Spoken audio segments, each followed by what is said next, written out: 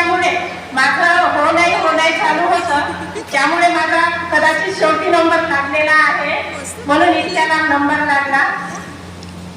तर दुरून दुरून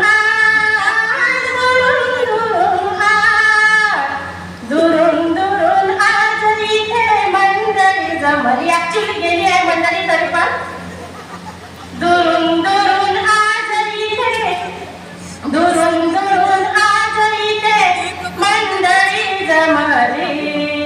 अनबोध महिला तिसऱ्या संमेलनात भेटली. बौद्ध महिला तिसऱ्या संमेलनात भेटली. असो, माझ्या गीताकडे वळते मी. समुद्राला ज्याप्रमाणे अनेक नद्यांचे पाणी मिळाले नसता, कोणत्या नदीचे पाणी कोणते आहे, खारे आहे की गोड आहे, हे जसे आपण ओळखू शकत नाही किंवा दाखवू शकत नाही, त्याचप्रमाणे बौद्ध धर्मामध्ये अनेक जाती धर्माचे लोक समाविष्ट झाले असता, तर त्यामध्ये कोणकोणत्या जाती धर्माचे आहे हे आपल्याला सांगता येत नाही. आणि बौद्ध धर्मामध्ये आले असता इथे सर्वांना समतेचं पीक येतं आणि सर्वांचं जीवन हे सोन्यासारखं फुलून जातं. माझ्या गीताचे बोल आहे बुद्धाच्या धम्मामध्ये. बुद्धाच्या धम्मामध्ये समतेचं पीक येतं. बुद्धाच्या धम्मामध्ये समतेचं पीक येतं. प्रज्ञाशील कारुणेने जीवनाचं सोनं होतं. बुद्धाच्या धम्मामध्ये समतेचं पीक येतं.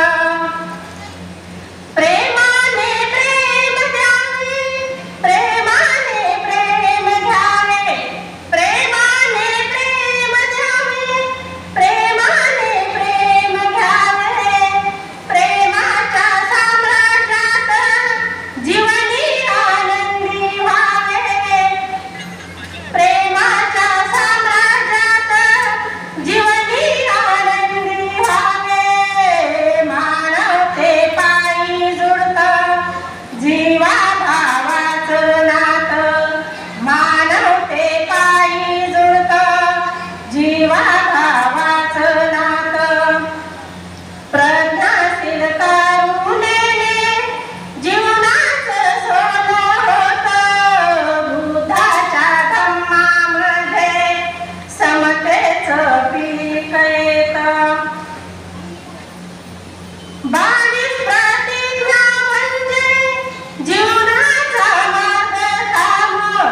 22 प्रतिज्ञा म्हणजे जीवनाचा मार्गक्रम. सोडून सन्मार्गाला फिरतो का चारीधाम. सोडून सन्मार्गाला फिरतो का चारीधाम. मनीषा कुणाला मिळते बुद्धाच्या विहारात. मनीषा कुणाला मिळते बुद्धाच्या विहारात.